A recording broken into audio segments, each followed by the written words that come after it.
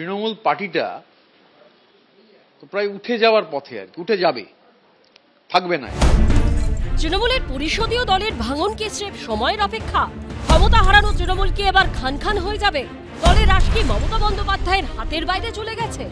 এই প্রশ্নগুলোই এখন ক্রমশ জোরালো হচ্ছে, কারণ চৌঠা মের পর থেকে তৃণমূলের ওপর থেকে নিচ সর্বত্র শুধু বিদ্রোহ। সাংসদ, বিধায়ক, কাউন্সিলর কেউ বাদ নেই।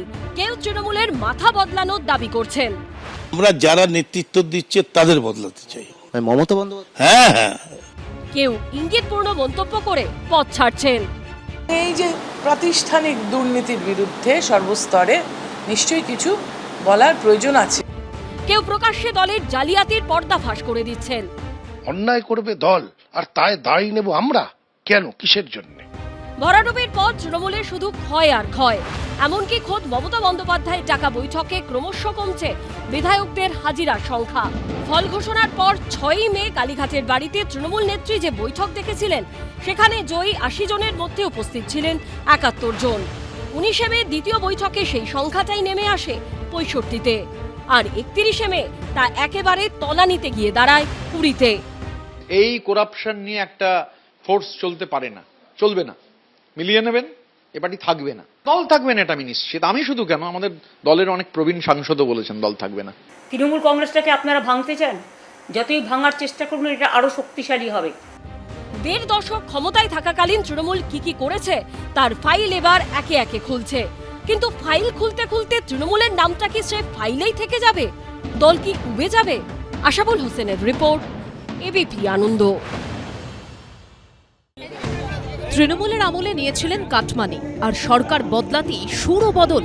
রাস্তায় বসে টাকা ফেরত দিলেন পঞ্চায়েতের তৃণমূল সদস্য।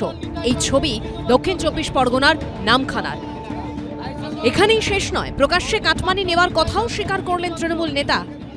আমি অবশ্যই স্বীকার করছি যে এটা আমার ভুল, এটা আমার ভুল। আজকের দিনে দাঁড়িয়ে যে টাকাটা সাধারণ মানুষ যে টাকাটা দিয়েছিল, সেই টাকাটা আমি এই জায়গা থেকে আজকের আমি ফেরত দিতে চাই। আমি সাধারণ মানুষকে অন্যায় করেছি, সেই অন্যায় যা শাস্তি দিতে চায় গ্রামবাসী এবং আপনারা, সেটা আমি মাথা পেতে চাই।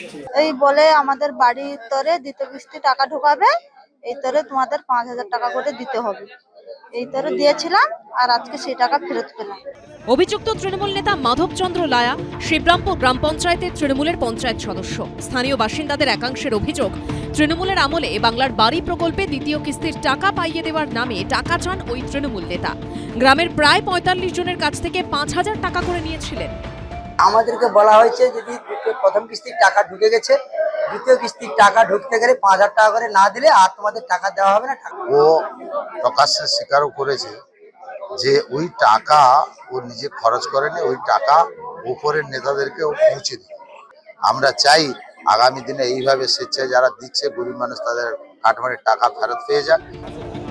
এদিকে টাকা নেওয়ার কথা স্বীকার করলেও সেই টাকা তিনি পঞ্চায়েতে পৌঁছে দিতেন বলে চাঞ্চল্যকর দাবি করেছেন তৃণমূল নেতা।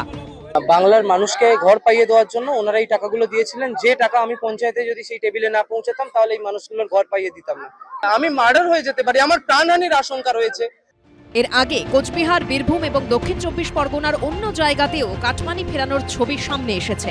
গৌতম মণ্ডলের রিপোর্ট, এবিপি আনন্দ, দক্ষিণ 24 পরগনা। এবিপি আনন্দ, এগিয়ে থাকে, এগিয়ে রাখে।